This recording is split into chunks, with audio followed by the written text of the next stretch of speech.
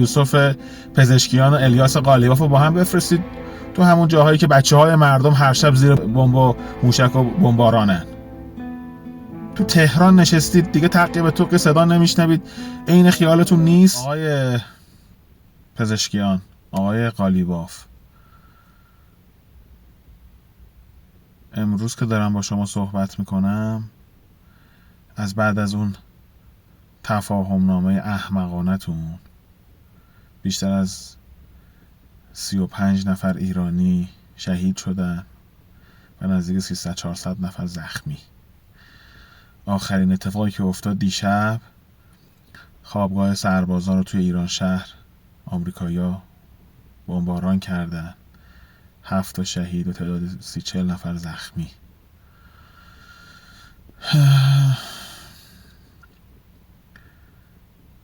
نمیدونم کی میخوایم به این نتیجه برسید که اون تفاهم نامه از پایه ورود بهش اشتباه بود به اون شرایط. و نکته مهمتر این که هیچ وقت هم قبول تا الان نکردید که این تفاهم نامه کاملا به فنا رفته. به روش های مختلف خودتون و اون وزارت خارجه‌تون ماسمالی میکنن، مالکشی میکنن. مثلا اون قضیه برجام بود، میگفتن که آقا برجام سر جاشه، به روحش آسیبایی رسیده، الان هم همونه.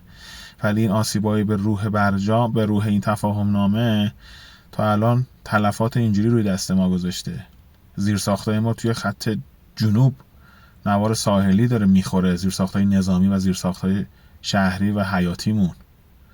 شما متوجه نیستید آمریکایی‌ها دارن استراتژی قورباغه پخته رو روتون اعمال میکنن؟ حمله به جنوب ایران داره عادی سازی میشه حتی برای مردم. و وای به این اتفاق که این عادی سازی مثل عادی سازی حمله به جنوب لبنان. همون موقع یادتونه خط قرمز شما در حوزه لبنان صرفاً بیروت بود و جنوب رو هر روز میزد اسرائیل و شما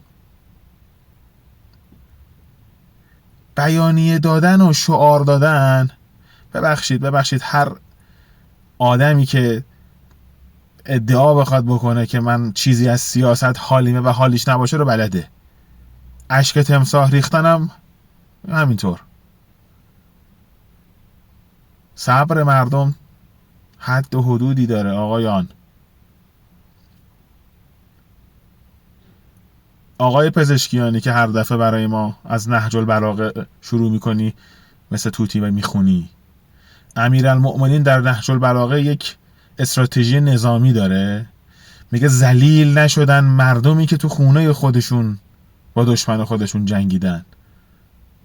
آقای پزشکیان، منت میذاری که 20 میلیون بشکه نفت دادی که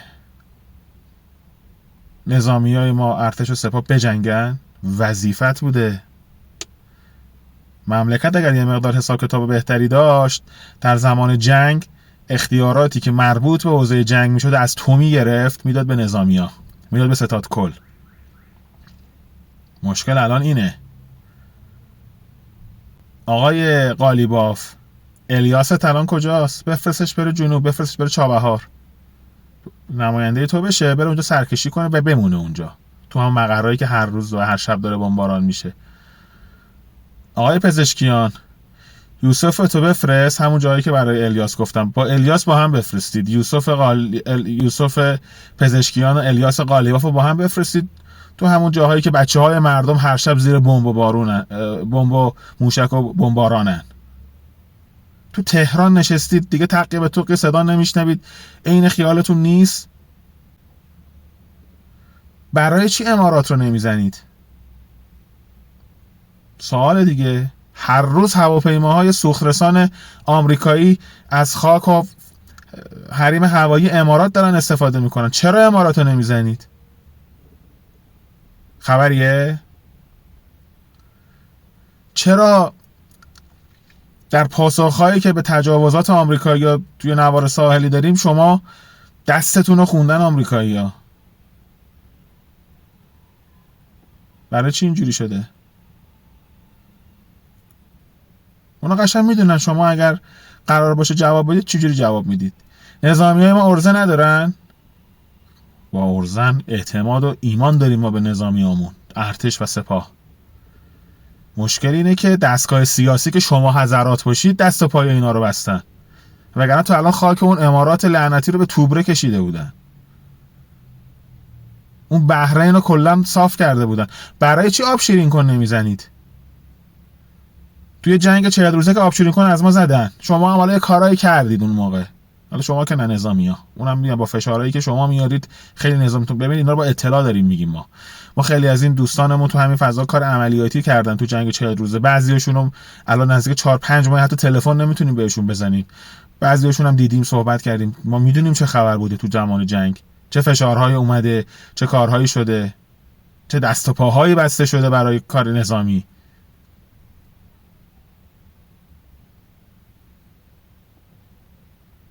بترسید، این روزا میگذره. برای ما حمله به یک وجب خاک ایران حمله به کل ایرانه. شمال، جنوب، شرق، غرب، مرکز برای ما فرقی نمیکنه، ولی برای شما مثل این که ظاهرا فرقایی میکنه. خارک و جزایر دیگه، خصوصا ابو موسی، اینا احتمال اینکه روشون کار نظامی بشه و حمله نظامی زمینی بشه زیاده و ممکن حتی تصرف بشه. قطعا در تصرف دشمن باقی نخواهد ماند، اما میدونیم برای اینکه اونجا رو متر به مترش رو آزاد کنیم چه خونهایی باید ریخته بشه و شماها مقصری تو اون خونها. اون تفاهم نامه لعنتی رو اگر شماها امضا نکرده بودید و تمام کسایی که حالا با فشار شما یا توجیه شما بهش رأی دادن، اگر اون جنگ 1 ماه و نیم حد اکثر 2 ماه دیگه با همون شرایط ادامه پیدا میکرد، همین الان آمریکا و همون ترامپ ملانیا رو براتون پست کرده بود که تو رو خدا تمومش بکنید. بحرین و امارات هم 2 دسته تقویمتون میکرد.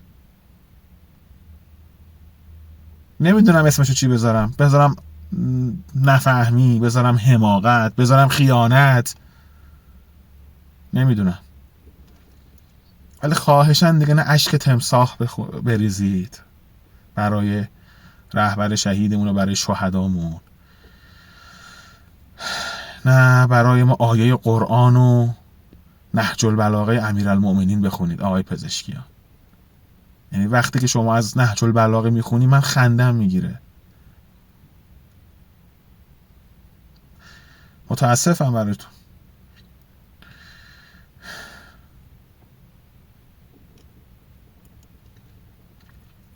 این روزا میگذره و روسیاهی میمونه به خیلیا یا علی.